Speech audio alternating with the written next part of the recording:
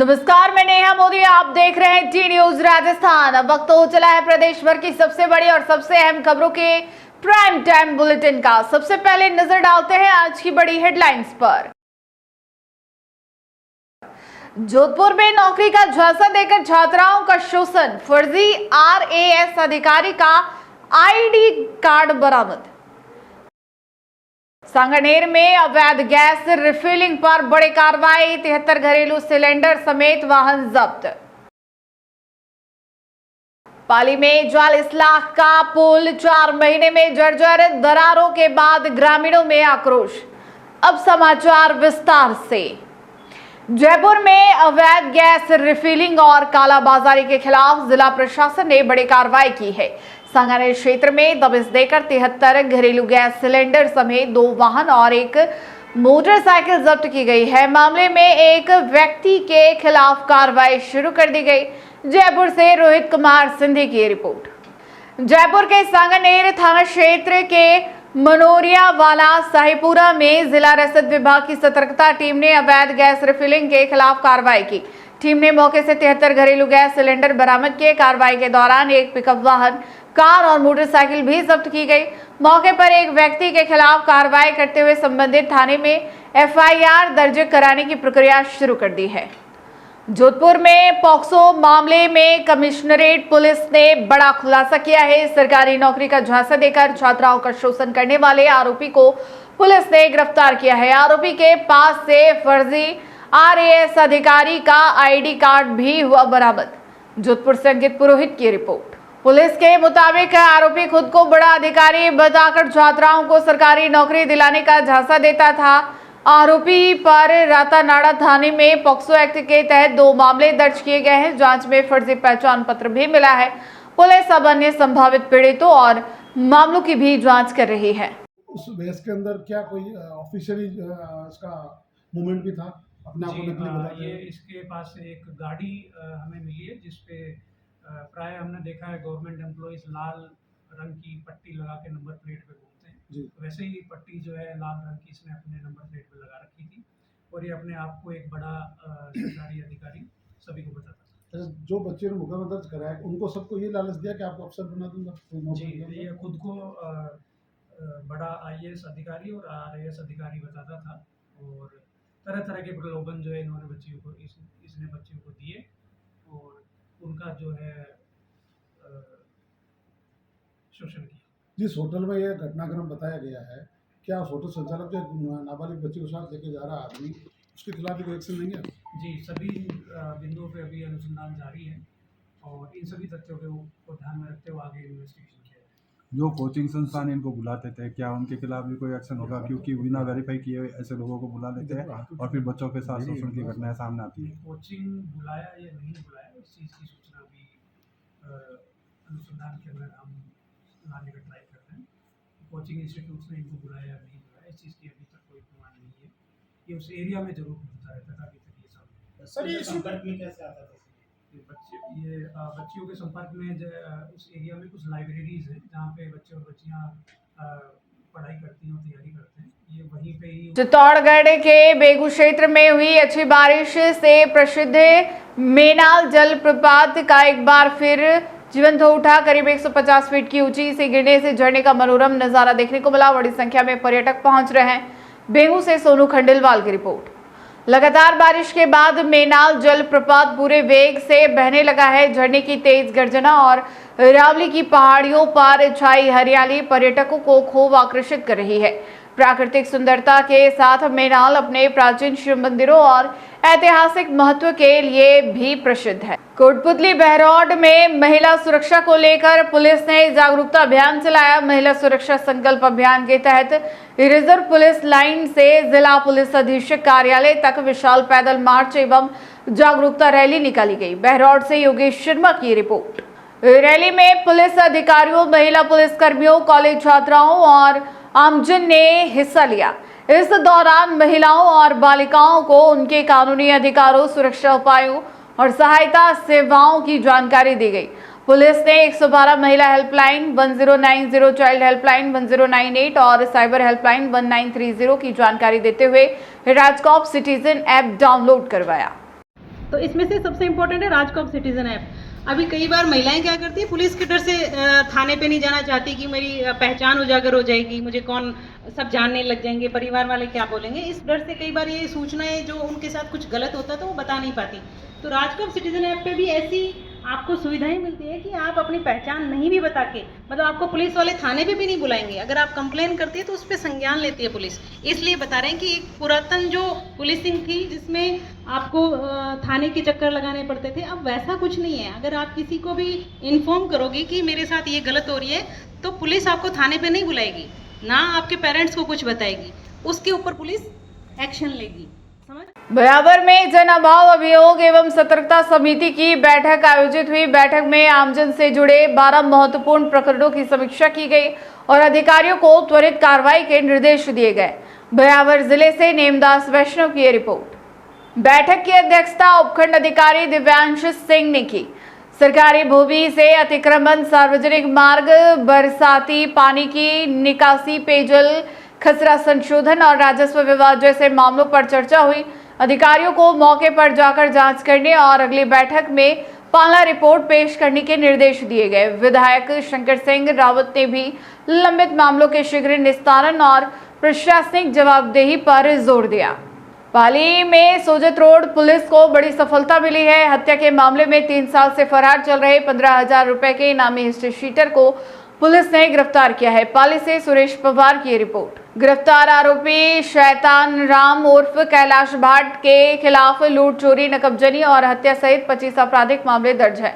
आरोपी गिरफ्तारी से बचने के लिए गुजरात समेत अलग अलग राज्यों में ठिकाने बदल कर रह रहा था। सोजत रोड थाना अधिकारी कमला लोहार के नेतृत्व में गठित विशेष टीम ने कार्रवाई करते हुए आरोपी को गिरफ्तार किया। आरोपी को न्यायालय में पेश कर आगे की कार्रवाई की जा रही है। पाली के मारवाड़ क्षेत्र के किरवा गांव में अच्छी बारिश की कामना को लेकर ग्रामीणों ने विशेष धार्मिक आयोजन किए। चौमासी चौदस के अवसर पर गांव में एक दिन चूल्हे नहीं जले और महिलाओं ने मंगल गीत गाकर भगवान मामाजी महाराज की पूजा अर्चना की। पाली जिले से सुरेश पवार की रिपोर्ट। गांव से करीब 1 किलोमीटर दूर स्थित मामाजी महाराज मंदिर परिसर में ग्रामीणों ने दाल बाटी और चूरमा बनाया।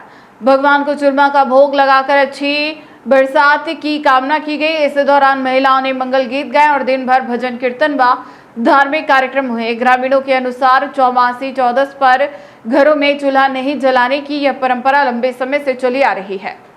जोधपुर में पर्यावरण संरक्षण को लेकर लायंस क्लब जोधपुर एक्टिव की ओर से सघन पौधारोपण अभियान चलाया गया। नए अध्यक्ष एडवोकेट संजीव व्यास के नेतृत्व में विद्यालय परिसर में 51 पौधे लगाए गए। जोधपुर से अंकित पुरोहित की रिपोर्ट। जोधपुर के चौपासनी हाउसिंग बोर्ड स्थित राजकीय उच्च प्राथमिक विद्यालय में लायंस क्लब जोधपुर एक्टिव ने पहले विद्यालय परिसर की सफाई करवाई।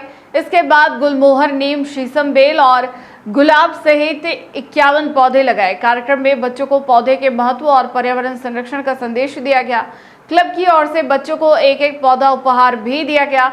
वहीं बच्चों को परिंदे वितरित किए गए और नाश्ते की व्यवस्था भी की गई।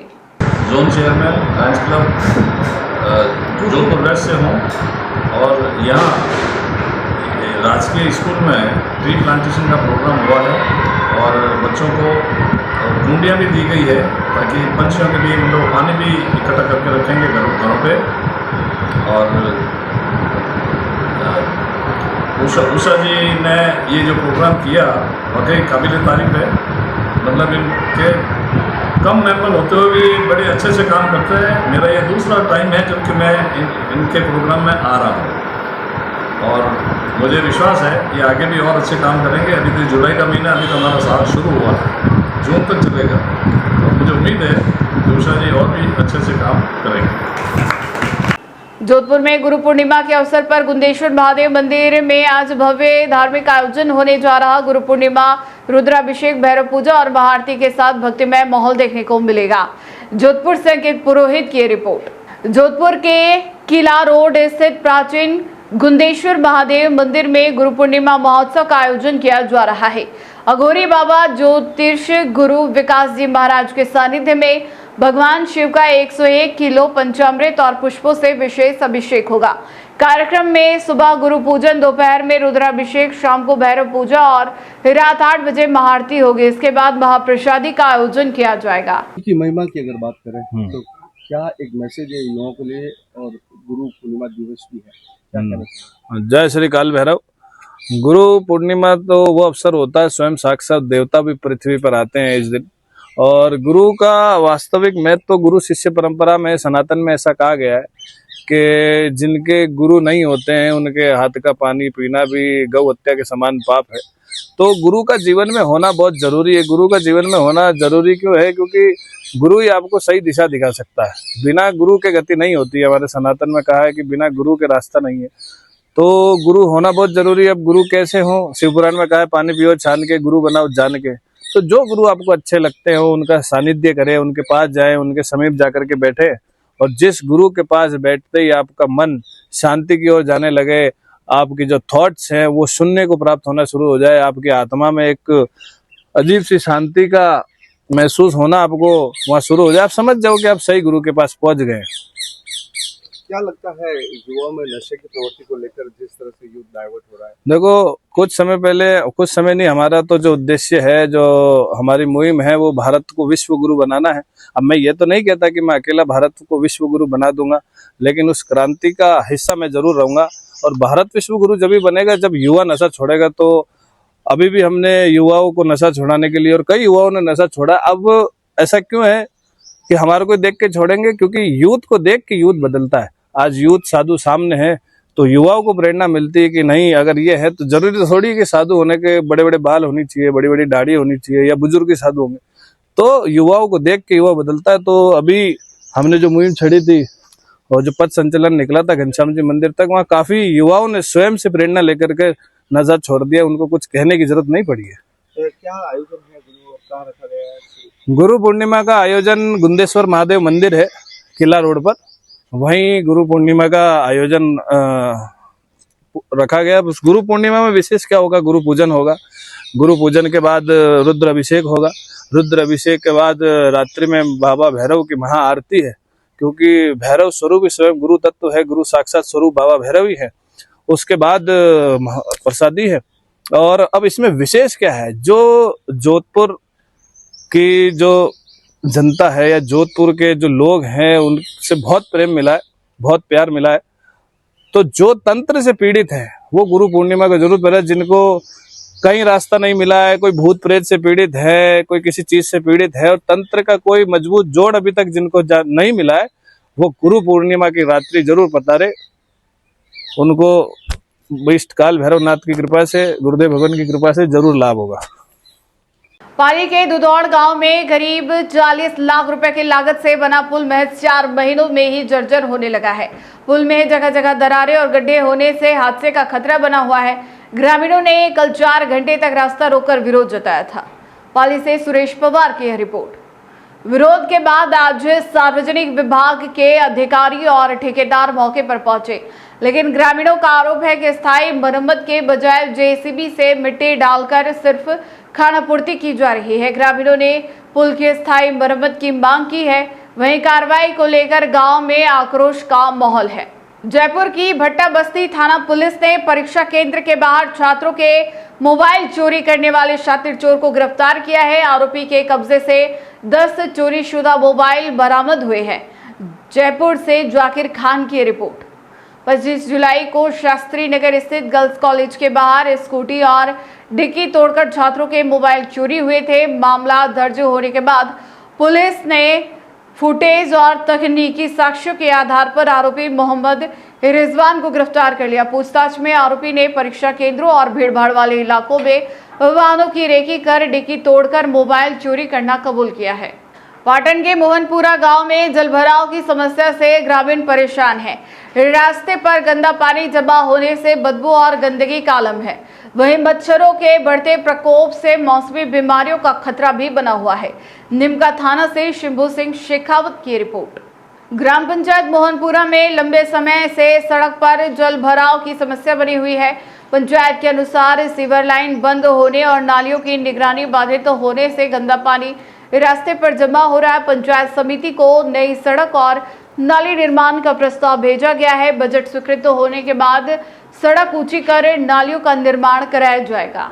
पाली के बारवाड़ जंक्शन में गुरु पूर्णिमा के अवसर पर गायत्री शक्तिपीठ मंदिर में 3 दिवसीय मांगलिक कार्यक्रम का आयोजन किया गया। कार्यक्रम में बड़ी संख्या में श्रद्धालुओं ने हिस्सा लिया। पाली से सुरेश पवार की यह रिपोर्ट। गुरु पूर्णिमा के पावन अवसर पर गायत्री शक्तिपीठ मंदिर में पंचकुंडीय यज्ञ का आयोजन हुआ। यज्ञ में बड़ी संख्या में दंपति जोड़ों और ग्रामीणों ने आहुतियां दी। इस दौरान विद्यारंभ, यज्ञोपवीत और मंत्र दीक्षा संस्कार भी संपन्न हुए। श्रद्धालुओं ने क्षेत्र में अच्छी बारिश और खुशहाली की कामना की। इससे पहले अखंड जप, नारी शक्ति सम्मेलन और विराट दीप यज्ञ का भी आयोजन हुआ, जिसमें सैकड़ों ग्रामीण शामिल हुए। निमका थाना के मांडवा रेलवे स्टेशन पर यात्रियों और ग्रामीणों की विभिन्न समस्याओं को लेकर रेलवे प्रशासन को ज्ञापन सौंपा गया। ग्रामीणों ने स्टेशन पर अंडरपास या ओवरब्रिज बनाने की प्रमुख मांग उठाई। निमका थाना से शंभू सिंह शेखावत की रिपोर्ट। ग्रामीणों का कहना है कि रेलवे स्टेशन की बाउंड्री वॉल का निर्माण चल रहा है, लेकिन आवाजाही के लिए रास्ता नहीं होने से यात्रियों, किसानों और स्कूली बच्चों को परेशानी होगी। इसके अलावा जयपुर के लिए ट्रेन शुरू करने, रुणीचा एक्सप्रेस और टनकपुर एक्सप्रेसवे के ठहराव, कोरोना काल के लिए बढ़े किराए को कम करने और गेट नंबर 71 के पास अंडरपास में जल भराव की समस्या दूर करने की मांग भी की गई। फिर से एक नजर डालते हैं आज की टॉप सुर्खियों पर। जोधपुर में नौकरी का झांसा देकर छात्राओं का शोषण, फर्जी RAS अधिकारी का ID कार्ड बरामद। सांगानेर में अवैध गैस रिफिलिंग पर बड़ी कार्रवाई, 73 घरेलू सिलेंडर समेत वाहन जब्त। पाली में 44 लाख का पुल 4 महीने में जर्जर, दरारों के बाद ग्रामीणों में आक्रोश। तो ये थी आज की प्रदेश भर की बड़ी और अहम खबरें। लगातार अपडेट्स और तेज खबरों के लिए जुड़े रहिए प्राइम टाइम बुलेटिन के साथ। आज के बुलेटिन में इतना ही, फिर मिलेंगे नई खबरों के साथ। नमस्कार।